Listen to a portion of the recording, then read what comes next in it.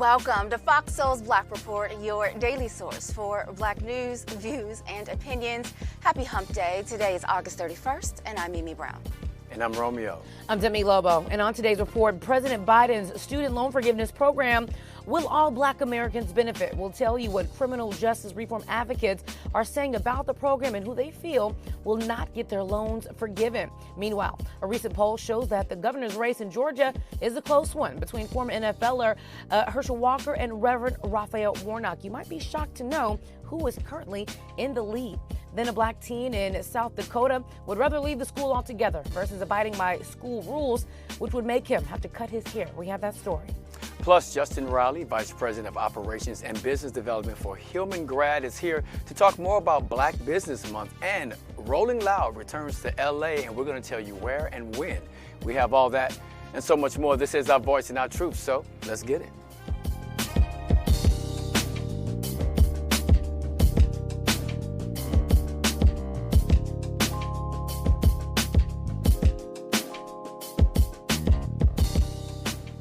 Good afternoon, and thanks for joining us. We start today with news on the legacy on the war on drugs and how that will affect student loan forgiveness. President Biden's student loan debt relief plan is intended to help tens of millions of people, especially Black people, narrow the wealth gap.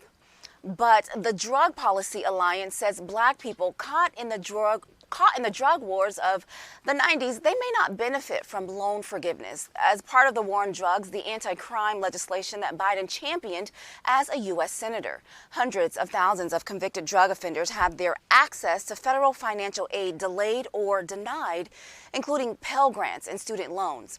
If they wanted to go to college after their prison term, offenders usually had to take out larger, predatory, private student loans. Criminal justice reform advocates now say Biden's forgiveness plan must be as comprehensive as the anti-drug laws were. They say there's a generation of former drug offenders who borrow to pay for school but don't have Pell Grants or federal loans and won't have their debt forgiven.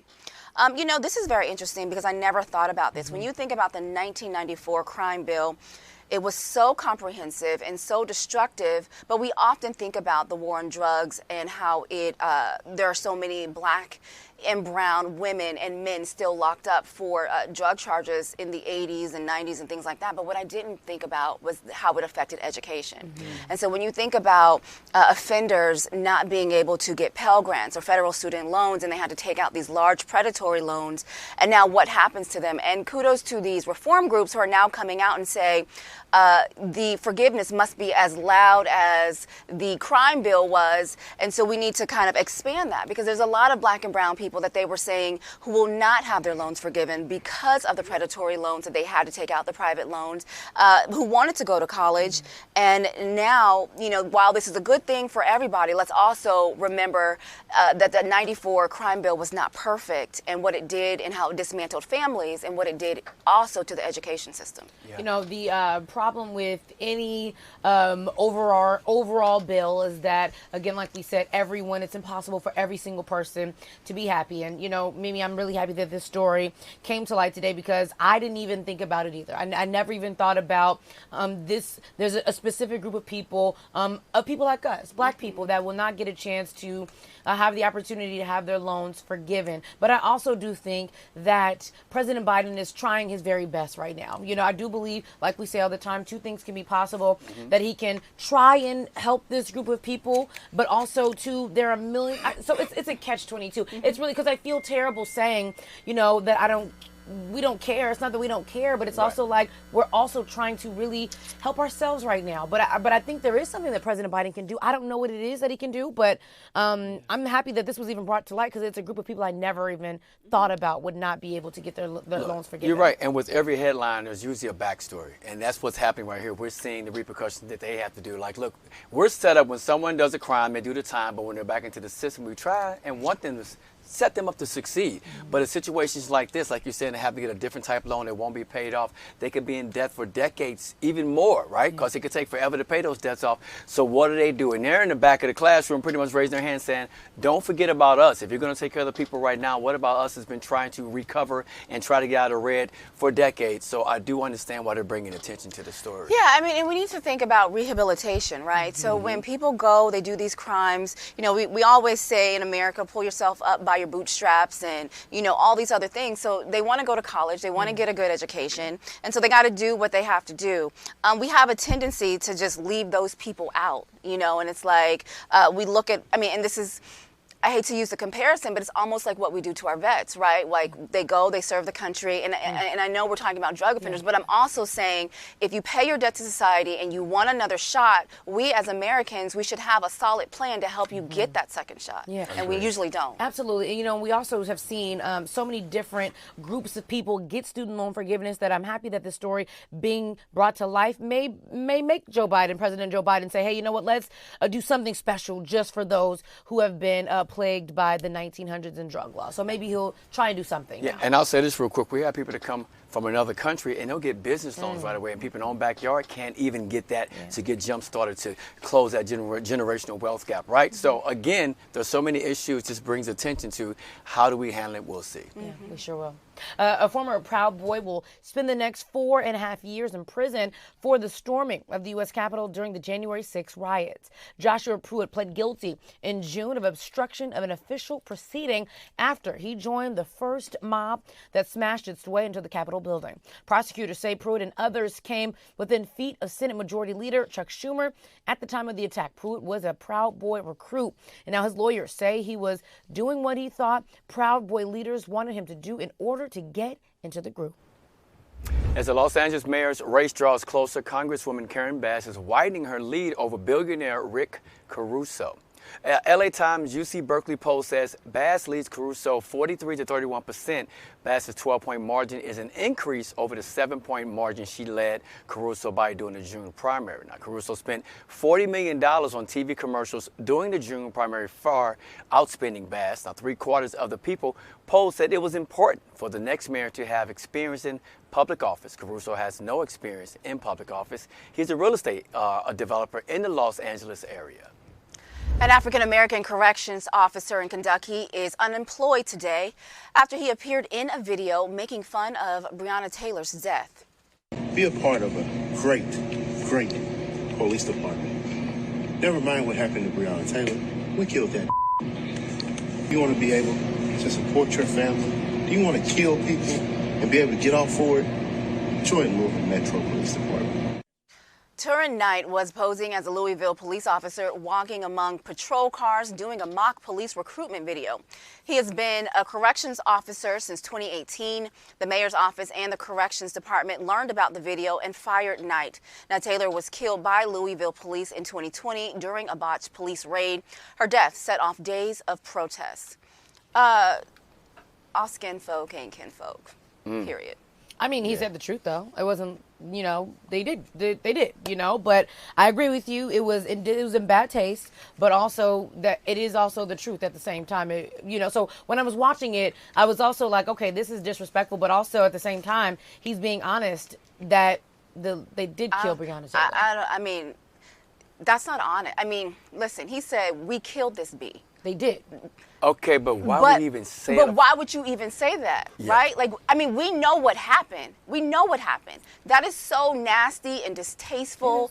In a police, what was he, a corrections officer? He was a corrections officer since 2018. I mean, there's so many things wrong with that. Whether it's true they did kill her, but to be in that position, to be walking amongst police cars, making a mock video as a black man at that is just so disrespectful. I'm confused because there's this thing called common sense, which first of all, he had none. Whoever was videotaping it, between the two of you guys, you couldn't figure this out and say, you know what, maybe it's not the smart thing to do. I understand we're trying to get certain points across, but why would you even bring that situation up? And the words that you use, that you chose to use when you said it.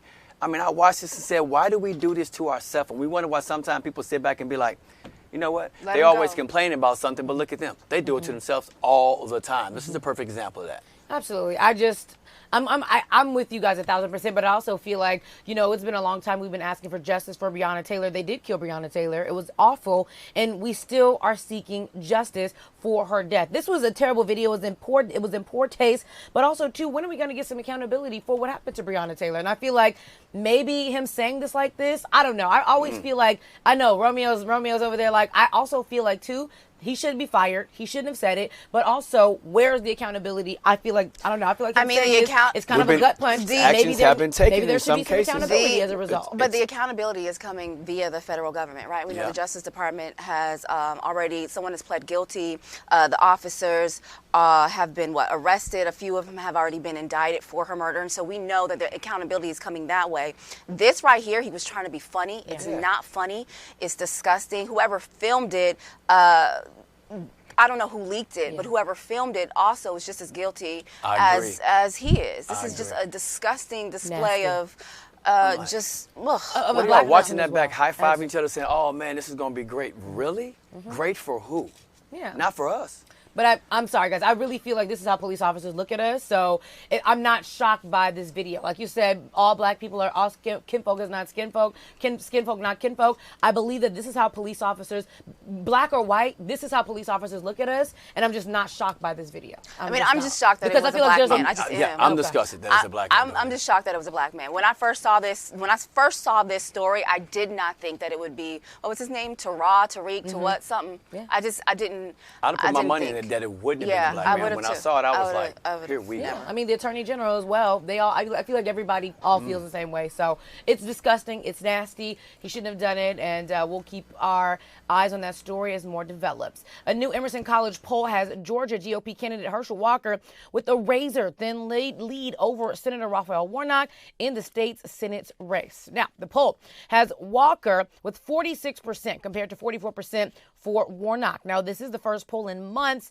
that gives the former football star a lead over Warnock. Despite his lead in this poll, 53% of people polled say they expect Warnock to win in November. Now, Walker does lead Warnock by 34 percentage points with rural voters. However, while Warnock has 41 percentage points of a lead with those urban voters, the suburban vote is much, much, much closer. Walker leads with very, very, very, very close vote with a 9% lead. And another poll here, polls are subjective to me. I want to see the official numbers come out, because also it's kind of like, who did you ask to get this vote? Where are the people? How old are they? So I'm always, I take polls with a grain of salt to me. If this is true, I don't know what y'all doing in Georgia, but let's figure this out, please. We got a few more months. Let's figure this out. But you're right. It is a razor-thin lead. There's a margin of error still available to happen within these numbers. So we'll just have to wait and see. Part of me just can't believe this is true. Part of me likes the fact that Warnock is behind, and I'm going to tell you why. Because sometimes the fact that he could be up, and he's up by a large margin, we take our foot off the gas. Good point. And all of a sudden, we ain't got to go vote. He got this. So sometimes I think they're playing like reverse psychology, saying, don't worry about it. You know what I'm saying? So I like the fact that he's winning. So you make sure you get out there and vote. So, do what you have to do, because you know who's the right candidate for the position. Absolutely. It's obvious, right? Without a doubt. Yeah, 100%.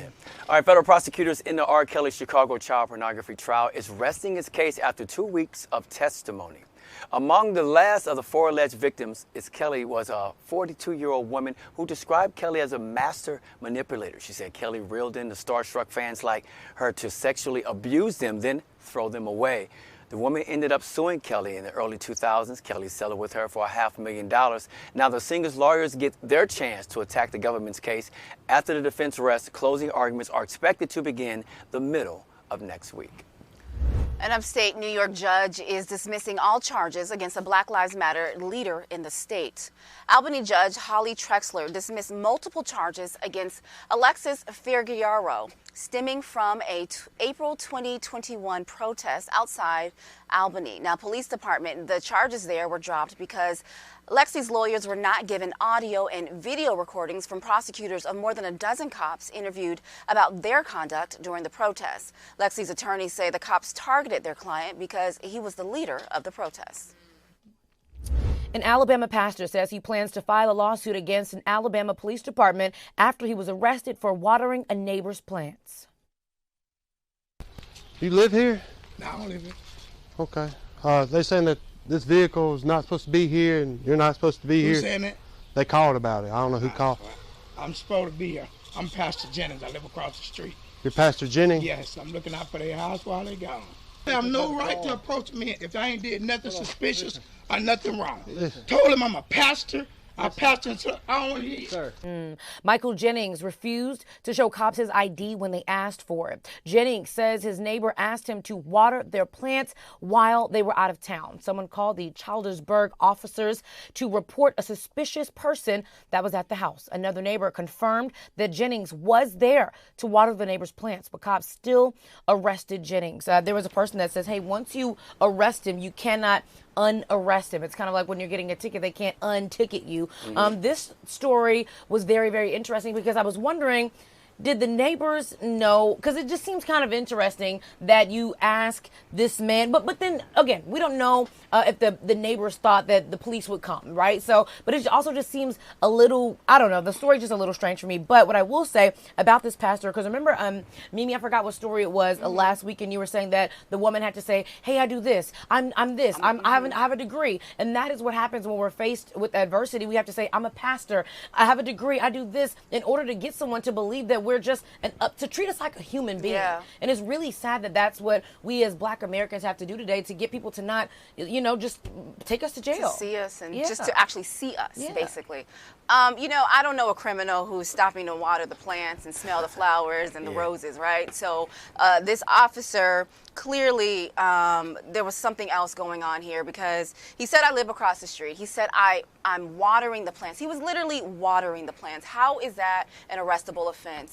Whoever called, I don't know, maybe it's the police duty to come out and do a checkup on, to follow up on the call. But once you found out that it's the pastor, he's taking a break from, the church meeting to go across the street and water the plants. I don't see any problems here. For someone that possibly goes to his church, he's doing a good deed, and this is what he has to encounter.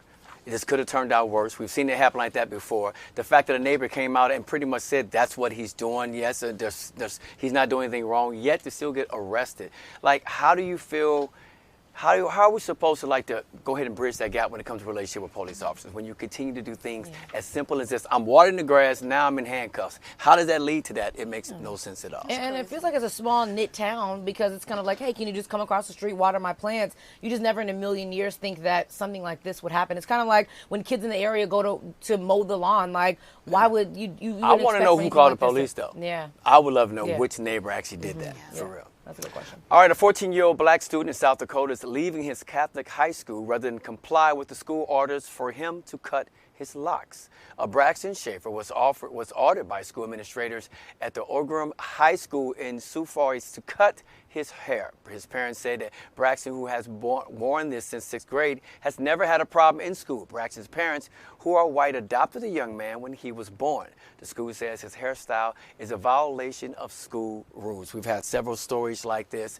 Some people might say, well, if they knew that's what the school rules was, maybe you should oblige by it, but this is very unfortunate. Yeah, and kudos to the white parents of this child for sticking up for their son. All right, a Black woman in Atlanta says she was about to pump the gas she paid for when a white man stole her gas and called her a racial slur. He's trying to steal my money off the thing because I already prepaid.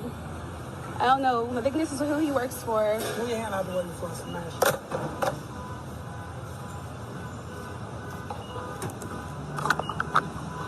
Talking about white colors, and then yellow, white, black. The woman says she drove into the gas station in the North Druid Hill section of Atlanta and prepaid for her gas. The man who is parked next to her filled his tank with the gas she had just paid for. The woman, who did not identify herself, says the man told her he would smash her hand if she did not move it. Now, after posting the video, Twitter users identified the company the man worked for and contacted the company president. Intech President Pat Burrows wrote on the company's LinkedIn page that they were investigating the incident. I mean, the audacity of the entire situation to boldness. That's bold on It's a just whole bold. different level. You just pull up and be like, I'm going to take your gas, thank you. And then call her a you racial that. slur, then tell her to move her hand. I mean, See, I'm too scary. I don't like to talk. I would literally have just been like, you know what? You want to go get the gas? You go right on ahead. And I would have just pranced myself right inside and be like, hey, I need you to make sure whatever money, whatever gas I put here, put me at another pump and I would be out. I don't even. Would you videotape to get the information? I probably wouldn't even videotape because I'm too I don't even want interactions with people that I literally be like, oh, okay, well, go on ahead because I'm still going to get my money back when I go to pump number 3. It's just very discouraging to see how comfortable this man was Absolutely. doing this and taking those steps. Yeah, Like very that. scary. hopefully the company is really investigating this and looking into And that. I love Twitter. Oh my God, I literally love Black Twitter. They're like, oh, not only are we going to drag this man, we're going to find out who he is, find out where he works for, post it on LinkedIn. I love me some. They're like, Twitter. we got you. Oh yeah, don't worry. And hope you enjoyed the gas, sir. Hope it got you where you were trying to go. Twitter is policing for us. All right. Yeah, for sure.